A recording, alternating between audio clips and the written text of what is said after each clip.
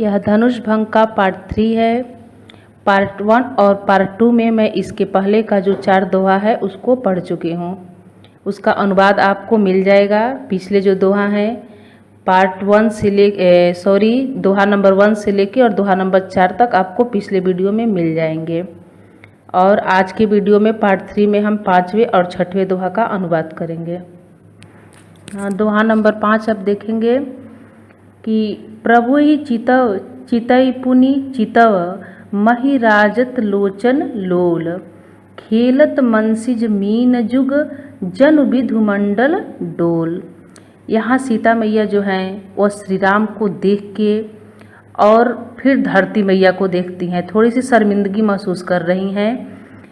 इसी का वर्णन इसमें दिया हुआ है कि प्रभु ही मतलब यहाँ प्रभु जी राम जी को कहा गया है, और चितई मतलब देखना होता है, पुनि मतलब फिर से या दोबारा, फिर यहाँ चितव का मतलब देखना, मही का मतलब धरती, राजत मतलब सुशोभित होता है, लोचन मतलब नेत्र, और लोल मतलब चंचल।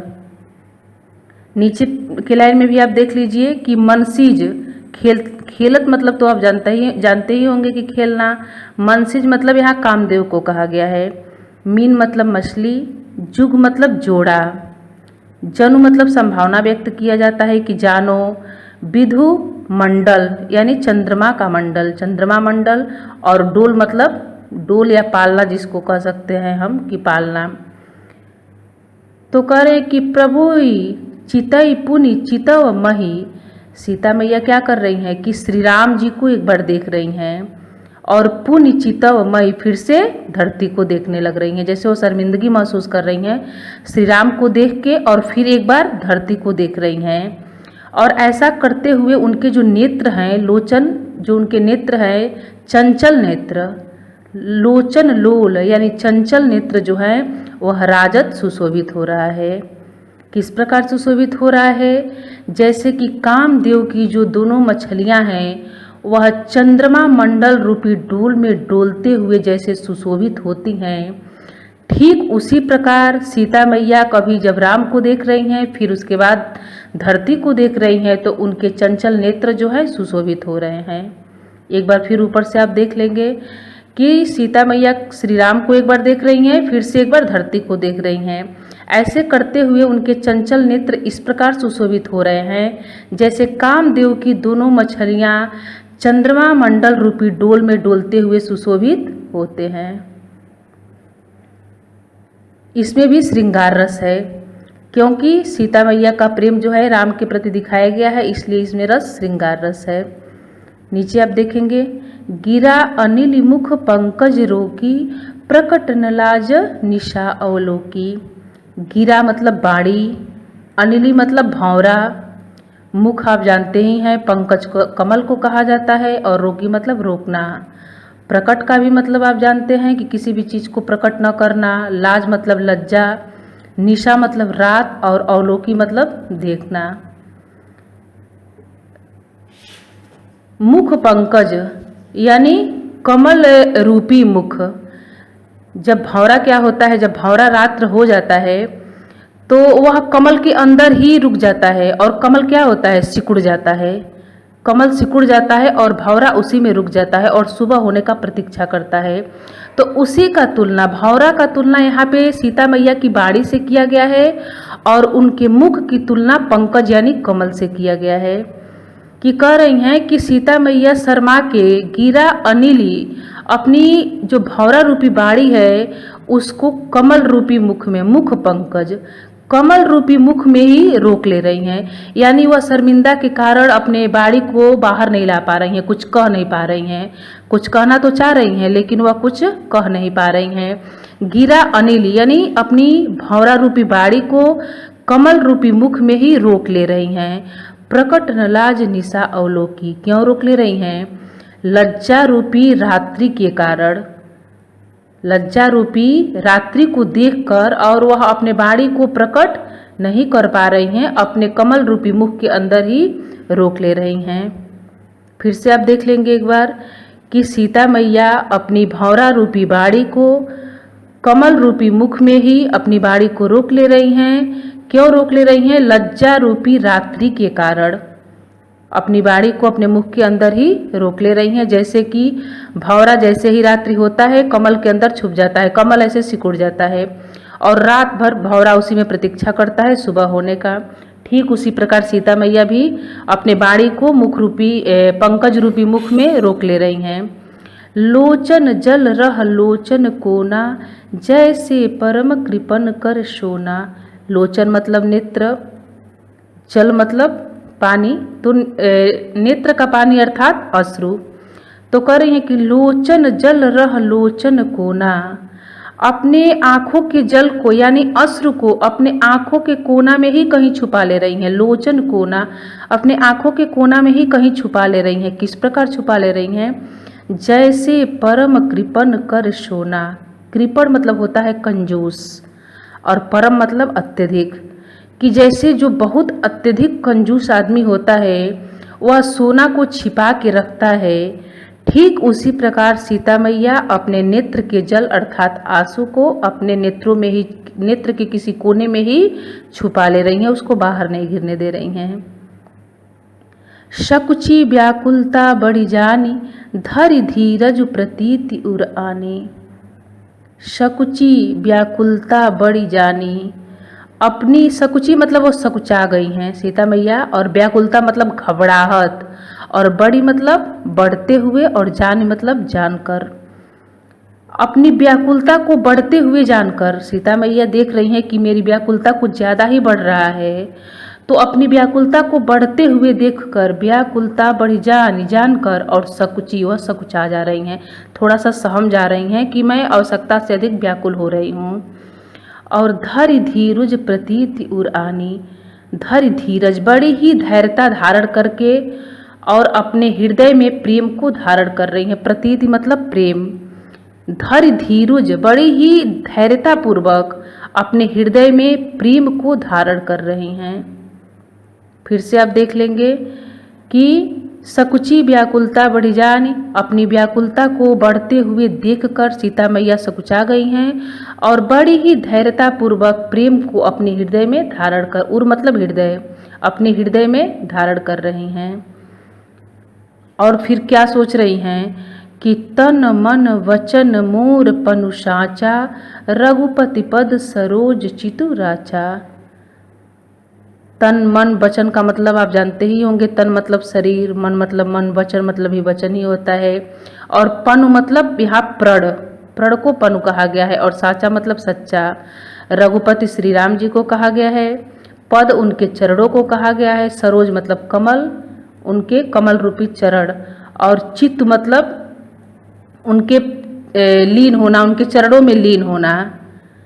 तो कह रही हैं कि मेरा अगर प्रेम जो है, मेरा प्रण तन मन वचन मोर पनु साचा, कि मेरा अगर जो प्रण है, कौन सा प्रण, कि मेरा जब शादी होगा तो श्री राम से ही होगा, मेरा विवाह श्री राम से ही होगा, ऐसा प्रण सीता मैया अपने मन में ठान लेती हैं। तो वही कह रही हैं कि मेरा अगर जो यह प्रण जो सच्चा हो, किससे, तन मन और वचन से, तन से, मन से और वचन से अगर मेरा प्रण जो है एकदम सच्चा होगा, और रघुपति पद सरोज और श्री राम के कमल रूपी चरणों में मेरा जो चित्त है, मन है, वह एकदम लीन हो गया होगा। राचा मतलब एकदम लीन हो जाना हृदय में। तो कह रही हैं कि मेरा अगर प्रण तन मन और वचन से सच्चा हो, श्री राम के कमल रूपी चरणों में मेरा हृदय एकदम लीन हो, तो क्या हो, तव भगवान सकल उर्वासी, करहि मोहि रघुबर के दासी। तो हे भगवान, सकल मतलब संपूर्ण, और उर मतलब हृदय, और वास मतलब वास करने वाला, कि ऊपर के लाइन में कह रहे हैं कि अगर मेरा प्रण तन मन और वचन से सच्चा हो, मेरा अगर जो हृदय है, चित्त जो हृदय है, वो श्री राम के कमल रूपी चरणों में अगर एकदम लीन हो, तो क्या हो कि हे संपूर्ण हृदय में वास करने वाले भगवान, तव भगवान सकल उर्वासी, तो हे संपूर्ण हृदय में वास करने वाले भगवान, करहि मोहि रघुबर के दासी, तो मुझे श्री राम की दासी बना दीजिए, अर्थात उनकी पत्नी बना दीजिए। फिर से आप ऊपर से एक बार देख लीजिए कि मेरा अगर जो प्रण है वह तन मन वचन से अगर सच्चा है, अगर श्री राम के कमल रूपी चरणों में मेरा हृदय एकदम लीन है, तो हे सभी के हृदय में वास करने वाले भगवान, मुझे श्री राम की दासी बना दीजिए, अर्थात उनकी पत्नी बना दीजिए। नीचे की लाइन देखेंगे, जेहि के जेहि पर सत्य स्नेहु, सो तेहि मिलहि न कछु संदेहु। सीता मैया कह रही हैं कि जेहि के जेहि पर, यानी जिसका जिस पर सत्य स्नेहु यानी सच्चा प्रेम होता है, जिसका जिस पर सच्चा प्रेम होता है, सो तेहि मिलहि न कछु संदेहु, वह सोते ही वह उसको अवश्य मिलता है, न कछु संदेह, इसमें कुछ भी संदेह नहीं है, कोई शंका नहीं है। जिसका जिस पर सच्चा स्नेह होता है, सच्चा प्रेम होता है, वह उसको अवश्य मिलता है, न कछु संदेह, इसमें कुछ भी संदेह नहीं है। उनके कहने का मतलब है कि मेरा भी प्रेम श्री राम के प्रति सच्चा है, तो श्री राम मुझे अवश्य मिलेंगे, इसमें कुछ भी संदेह नहीं है। प्रभु तन चितई प्रेम तन ठाना, कृपा निधान राम सबु जाना। प्रभु तन चितई, प्रभु श्री राम को कहा गया है। तन मतलब शरीर, चितई मतलब देखना।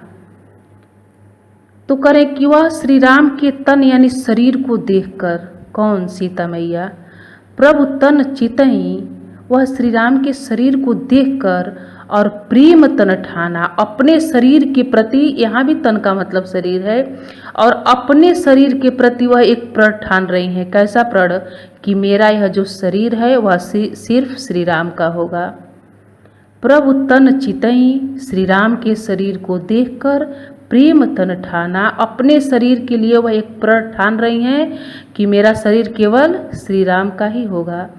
कृपा निधान राम सब जाना, ये ऊपर जितना भी सीता मैया असमंजस में है, जो भी मन में सोच रही हैं, वो सारा क्या हो रहा है? कृपा निधान, जो कृपा के निधान है राम, सब जाना, सब जान जा रहे हैं।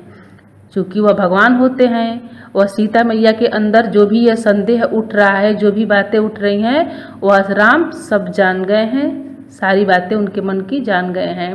कृपा निधान राम सब जाना, कृपा निधान जो राम है वह सब जान गए हैं। सियहि बिलो की, जान के उसके बाद क्या कर रहे हैं? सियहि बिलो की, सीता जी को देख रहे हैं। बिलो की मतलब कई बार ऊपर आया है कि देखना। सारी बातों को जानकर श्री राम क्या कर रहे हैं? कि सियहि बिलो की, सीता जी को देख कर उसके बाद क्या कर रहे हैं? तक्यों धन कैसे, वह धनुष के तरफ कैसे देख रहे हैं?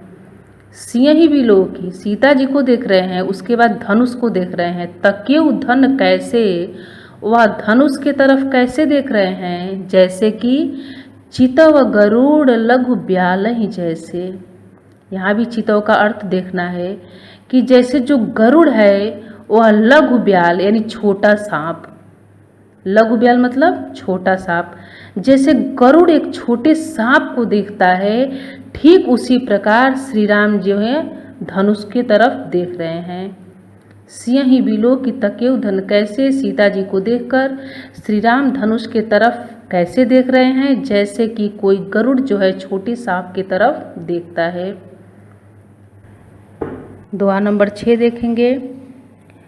लखन लखेउ रघुवंश मणि, ताकेउ हर कोदंडु, पुलक गात बोले बचन, चरण चापि ब्रह्मांडु। लखन लक्ष्मण जी को कहा गया है। लखेउ मतलब देखना। रघुवंश मणि श्री राम को कहा गया है।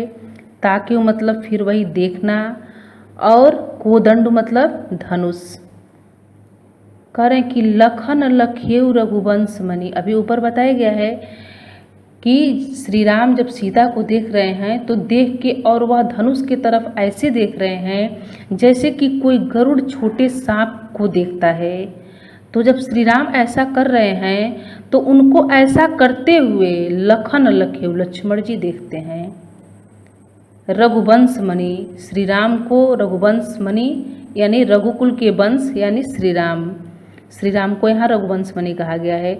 लखन लखेउ, जब श्री राम ताकेउ हर कोदंड, श्री राम जब धनुष की तरफ देख रहे हैं, अभी आगे आपको बताया भी गया है, तो उनको ऐसा करते हुए यानी धनुष को देखते हुए लखन लखेउ लक्ष्मण जी श्री राम को देखते हैं।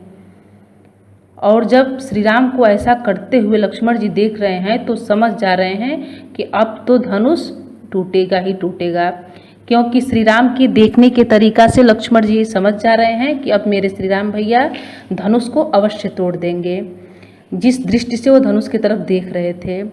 तो वही कह रहा है कि लखन लखेउ रघुवंश मणि, लक्ष्मण जी देख रहे हैं श्री राम को ताकि हर कोदंड धनुष को देखते हुए, धनुष की तरफ देखते हुए।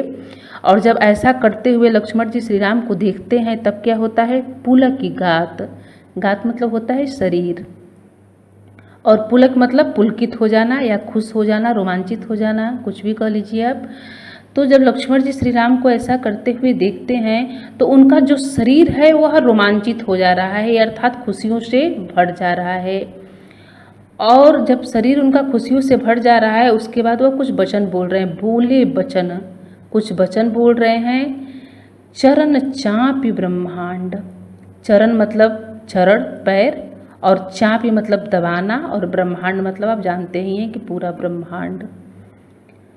तो उनका शरीर जो है वो रोमांचित हो जा रहा है और वह अपने पैरों से, चरणों से ब्रह्मांड को दबाकर और कुछ वचन बोल रहे हैं। वह अपने चरणों से ब्रह्मांड को क्यों दबा रहे हैं, क्योंकि वह समझ गए हैं कि जैसे ही धनुष टूटेगा पूरे ब्रह्मांड में हलचल मच जाएगा। क्योंकि वह शेषनाग के अवतार होते हैं, इसलिए वह अपने पूरे चरणों से ब्रह्मांड को दबा देते हैं कि धनुष टूटने के बाद तूफान न आए ब्रह्मांड में। फिर से आप एक बार ऊपर से देख लीजिए कि लक्ष्मण जी देख रहे हैं श्री राम को धनुष को देखते हुए। श्री राम जब धनुष को देख रहे हैं तो उनको ऐसा करते हुए लखन लखेउ, लक्ष्मण जी उनको देख रहे हैं। और उसके बाद लक्ष्मण जी का शरीर जो है वह रोमांचित हो जा रहा है, खुशियों से भर जा रहा है, और अपने चरणों से ब्रह्मांड को दबाकर वह वचन बोल रहे हैं। क्या वचन बोल रहे हैं, दिशि कुंजर हूँ कमठ अहि कोला, धरहूँ धरन धरि धीर न डोला। दिशि कुंजर, कुंज मतलब होता है हाथी और दिशि मतलब दिशा। तो कह रहे हैं कि हे दिशा रूपी हाथी, चारों दिशाओं रूपी हाथी। कमठ यहाँ कछुआ को कहा गया है, अहि मतलब नाग, और कोला मतलब बराह जिसे सुअर भी कहा गया है, और धरहूँ मतलब धारण करना, धरनी मतलब धरती मैया को कहा गया है। धरि धीर, धीर मतलब धैर्यता, और धरि मतलब धारण करना। न डोला, डोला मतलब डोलना।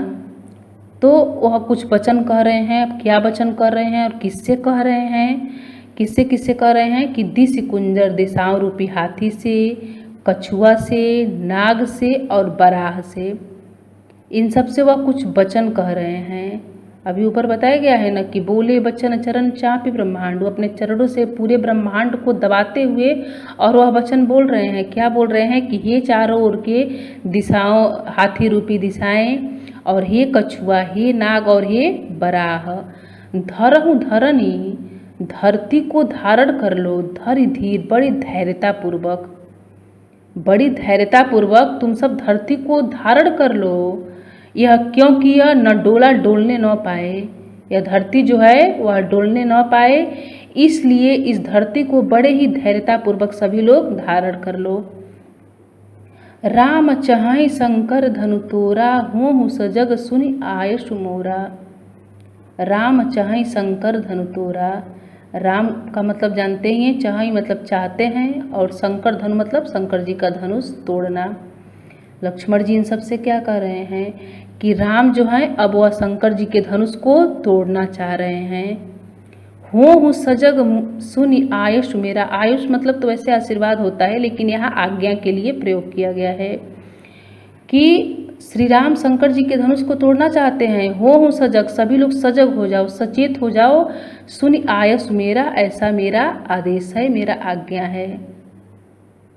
ऊपर की लाइन से एक बार फिर आप देख लेंगे दो लाइन कि हे चारों ओर के दिशा रूपी हाथी, हे कछुआ, हे नाग, हे बराह, आप लोग बड़ी ही धैर्यतापूर्वक धरती को धारण कर लीजिए कि यह डोलने न पाए, क्योंकि श्री राम जो है वह शंकर के धनुष को तोड़ना चाहते हैं। इसलिए आप लोग सजग हो जाइए, ऐसा मेरा आदेश है, मेरा आज्ञा है। सुनि आयस मोरा, मेरा आज्ञा सुनिए, आप सभी लोग सजग हो जाइए।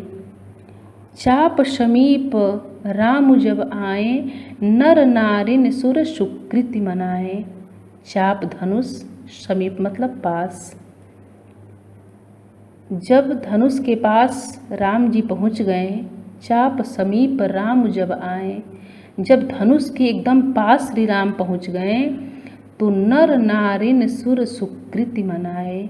तो जितने भी जनकपुर के नर और नारियां हैं वह सुर मतलब देवता से और सुकृत मतलब अपने पूरे कर्मों को, सुकृत मतलब सुंदर कार्य, तो सुंदर कार्य अर्थात पूरे कर्म। तो जनकपुर के जितने भी नर और नारी हैं वह देवताओं से सुर सुकृति मनाए, देवताओं से अपने पूरे कर्मों की दुहाई देकर मनाने लग रही हैं। क्या मनाने लग रही हैं कि श्री राम जो है धनुष को तोड़ दें। अगर हम लोग कुछ भी अच्छा कर्म किए हों तो श्री राम धनुष को तोड़ दें। श्री राम जब धनुष के पास जा रहे हैं तो जनकपुर के जितने भी नर और नारियां हैं वह देवताओं से अपने पूरे कर्मों को साक्षी मानकर मनाने लग रही हैं। सबकर संशय और अज्ञानो, मंद महीप कर अभिमानो। सबका जो शंका है, सबकर संशय, संशय मतलब शंका और अज्ञानो मतलब अज्ञानता। अब ये 4 लाइन का एक ही में मिला के अर्थ दिया हुआ है, यहाँ से आप लोग ध्यान से देखिएगा कि सबकर संशय और अज्ञानो, मंद महीपन कर अभिमानो। जितने भी लोग वहाँ बैठे थे वह सब अज्ञानी थे और सबके मन में शंका था, क्योंकि कोई भी ये नहीं जान पा रहा था कि श्री राम जो हैं वह साक्षात भगवान हैं और यह धनुष को तोड़ देंगे। ऐसा कोई भी नहीं जान रहा था। स्वयं जनक भी नहीं जान रहे थे। वो भी अपने प्रण पे जो है कभी कभी पछता रहे थे कि मैं ऐसा प्रण क्यों ठान दिया। तो उन्हीं सब के बारे में इसमें दिया हुआ है, थोड़ा ध्यान से आप देखिएगा। सबकर संशय यानी जितने भी लोग वहाँ बैठे थे उन सबकी शंका और अज्ञानो और उनकी अज्ञानता।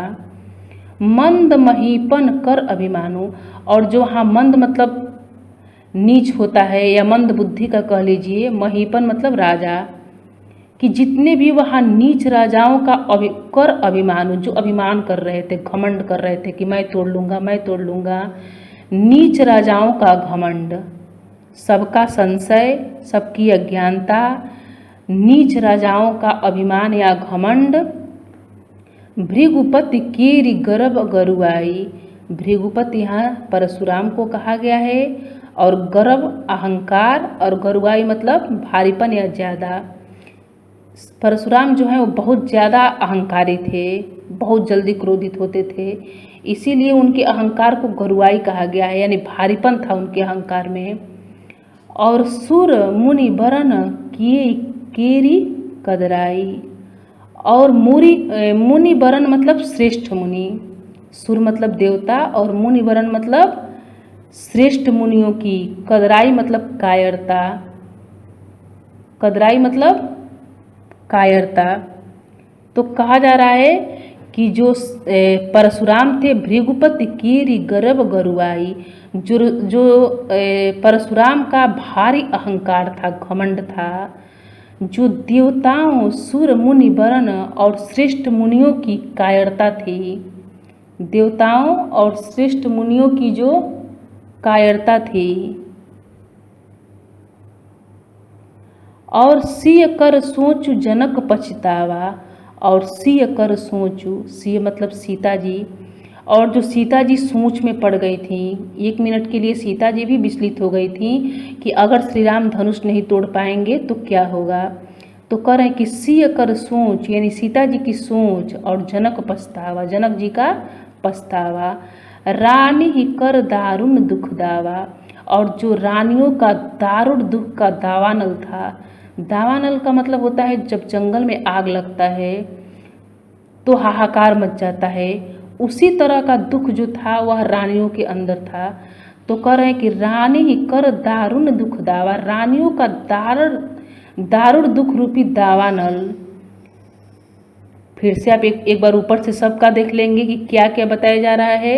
सबकर संशय और अज्ञानों, सबका जो है शंका, उनकी अज्ञानता, मंद महीपन कर अभिमानों, नीच राजाओं का अभिमान, भृगुपति केरी गर्भ गरुआई, श्री राम का जो है परशुराम का भारी घमंड, सुर मुनि वरण देवताओं का, श्रेष्ठ मुनियों का केरी कदराई, उनकी कायरता, सीता सिय कर सोच, सीता जी की सोच, जनक पछतावा, जनक का पछताना, और रानियों का दारुण दुख रूपी दावानल। ये सारे अब मिलकर क्या कर रहे हैं? शंभु चाप बड़ बोहित पावा। शंभु चाप मतलब शिव जी का धनुष, और बोहित मतलब जहाज। बोहित मतलब जहाज। तो ये सारे लोग मिलके अब क्या कर रहे हैं कि शिव रूपी धनुष के बड़े जहाज को पा गए हैं। जितना लोग अभी ऊपर बताया गया है, सभी लोगों को क्या मिल गया है? शंभु चाप बड़ बोहित पाई। शिव धनुष रूपी एक बड़ा जहाज इन लोग को मिल गया है, ये लोग पा गए हैं।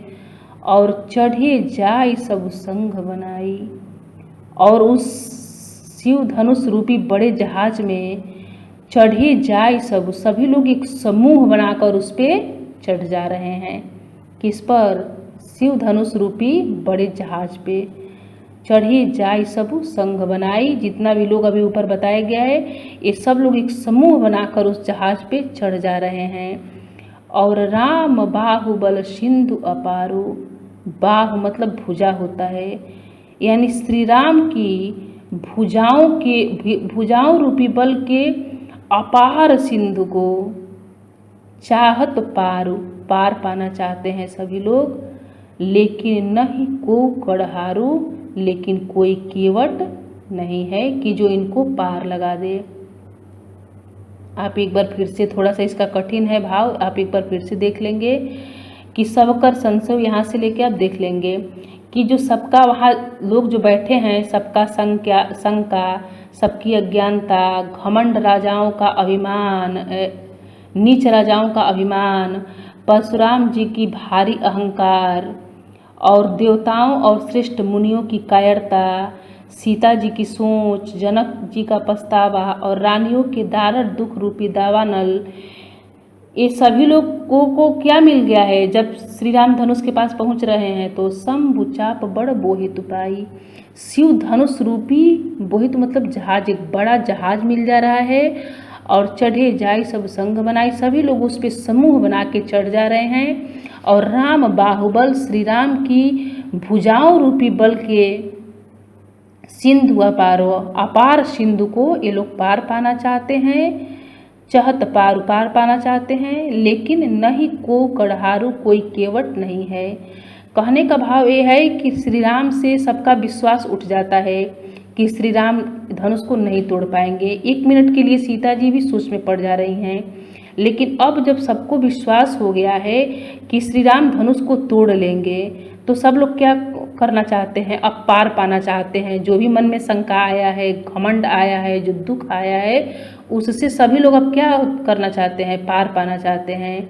लेकिन अब तो जो हो गया, कोई नहीं कड़हारू, अब उसको पार करने वाला कोई केवट नहीं है। इसके आगे का जो दोहा है हम अगले वीडियो में पढ़ेंगे।